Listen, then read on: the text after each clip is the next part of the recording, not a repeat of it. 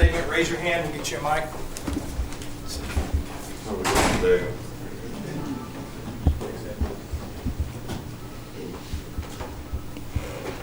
Well, first of all, this was a really outstanding day for me personally. We had a great crowd out there. I know our players certainly appreciate the support and passion that our fans have, and it's always good to see our fans come out and support next year's team, which is what we're trying to develop. And I think there were some good things out there today, and there are obviously some things that we could have done better, but I think when you match yourself against yourself, you know, sometimes there's mismatches that you really, you know, can't overcome. And I'm not sure we have all the best players on the best teams in terms of there's a lot of competition in the offensive line. There's a lot of competition at quarterback. There's competition on defense in several positions. There's several players that are missing that didn't go through spring practice that would have a huge impact not only in how they play their position but the leadership that they show. So I don't think any conclusions can be drawn about anything that happened today other than the fact that this is an opportunity for us as coaches and as a team to look at where we are individually and collectively as a group, continue to evaluate, and use the rest of this off-season to focus on individual improvement for the players that we have so that they can go out there and execute with more consistency. A little disappointing in terms of the offensive false starts and penalties and undisciplined type things that we have worked very hard on this spring and thought that we had made some progress in those areas that those types of things would not be an issue. So that was a little disappointing. There were some good plays made by some quarterbacks, and I think every one of them probably have some things that they can learn from. But I saw some good things, and I saw some things that we probably need to do better. We had some drops at receivers from some very good players who don't usually drop passes. We obviously need to make more explosive plays on offense, but when you limit your offense and limit your defense, I'm not sure without a game plan, you know, how much that really happens. And I think in the past, if you want to draw some conclusions, that when we've had a new quarterback, in most cases, the defense looks a little better than the offense. But I did think that the second offense, the White offense, who missed 4 field goals out there, moved the ball much more effectively. Damian Harris had a really nice day, looked quick and explosive, and did a nice job, and the young quarterbacks did a nice job in making some plays. So I thought their consistency that they played with was a lot better than the actual first team. So, you know, this creates more competition and more things for us to evaluate. So, all in all, I think we've had a good spring and we've made progress. And we have a lot of parts that need to come together. Some were absent today. Some will be new players coming in. How those players fit in and get embraced by the rest of our team and the leadership on our team will go a long ways in saying how many of those guys really contribute. Last year, Calvin Ridley contributed to a large degree as a true freshman.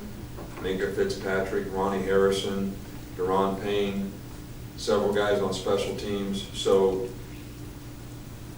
all the pieces are not together.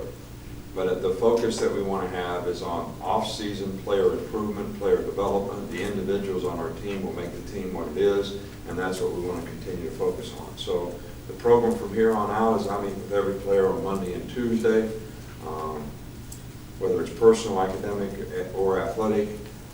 Here's things that you're doing well. Here's things that we need to improve on. Here's the plan for us to do it. So we need to finish strong academically so our guys continue to make progress toward a degree. Most of our guys take a couple, 3 weeks off in May, and then when we come back for summer school, everybody will be focusing on individual improvement again. Okay, we'll start in the middle with Cecil.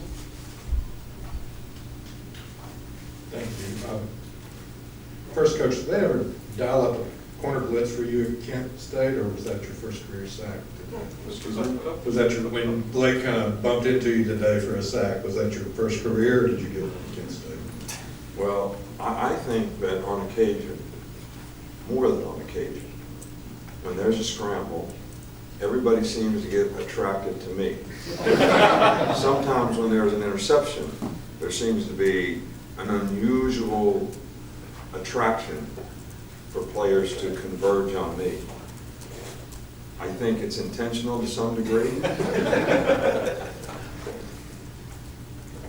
But as long as I don't get hurt, I really don't care. I usually can get out of the way, but I didn't do a very good job of that today. Did you have a follow-up? Mark, we'll come over here to Mark up front.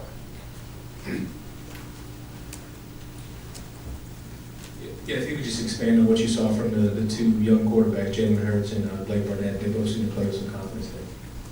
Well, I think both guys made some good throws. Both guys showed their athleticism in terms of ability to extend plays, and we certainly look a little faster, a little quicker in terms of how we're moving on offense when those two were in there, especially in the first half.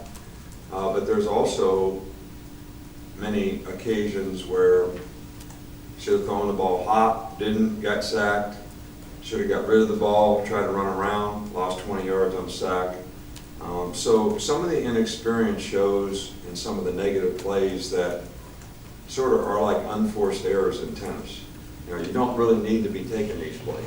If you really knew what you were doing, it has nothing to do with ability, has everything to do with awareness, experience, knowledge, and then reacting to what happens. And I think that that's going to be the key to the drill with those guys in terms of their development. But they both did some really good things today. In the middle with John.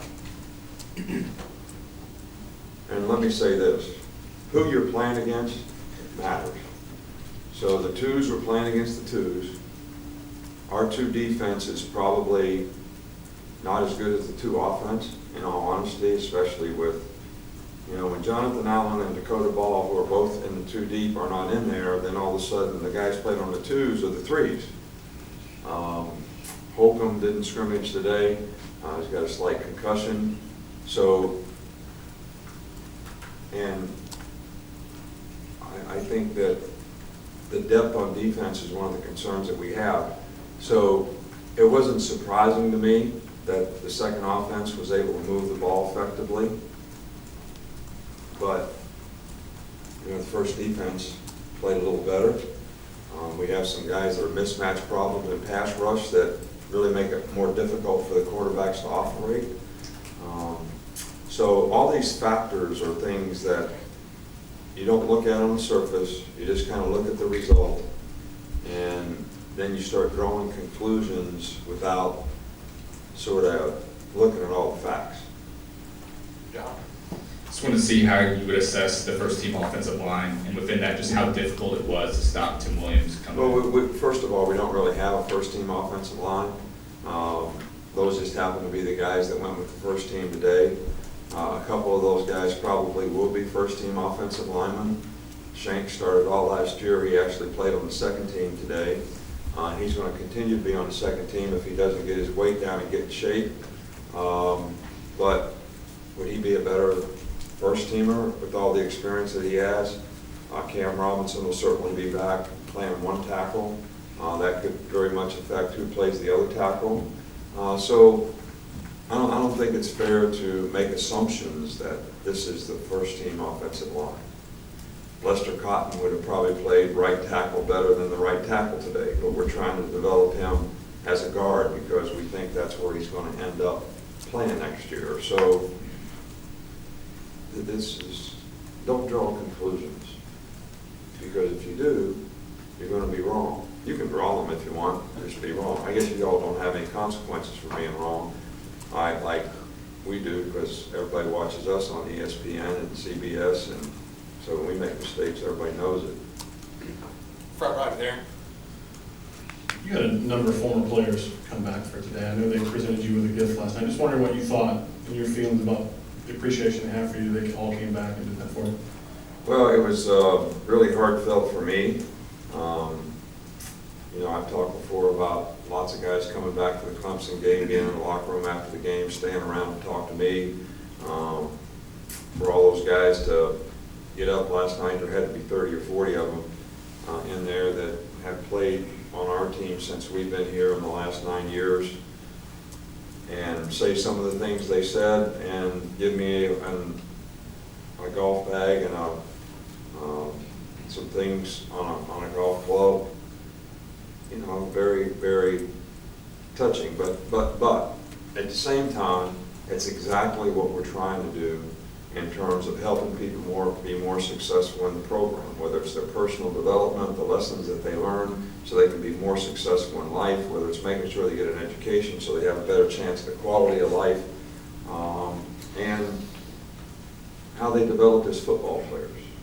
So all these things are the goals that we have for the program. So it really makes me feel good when guys come back and they say things like, "You helped me do that.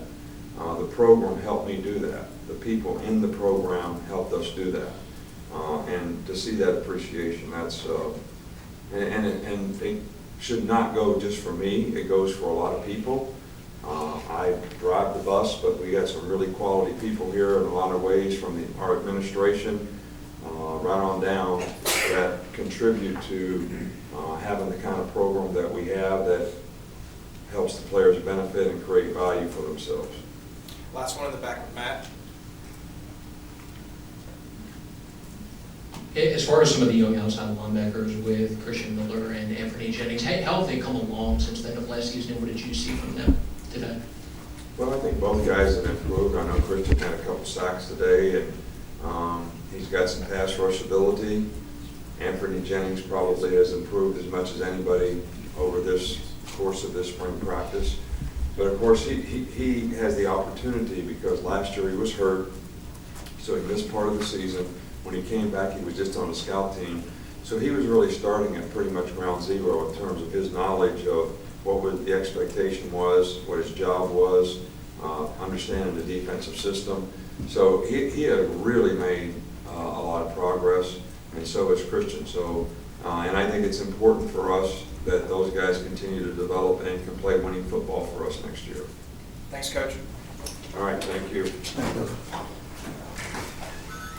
And I do want to thank, all the folks that came out today and supported our team. I think it was heartfelt for me and Miss Terry both 10 years ago when we were welcomed so graciously here by 91,000 people, and to see a bunch of folks come out here today to support our players was really, something special. So thank everyone for that.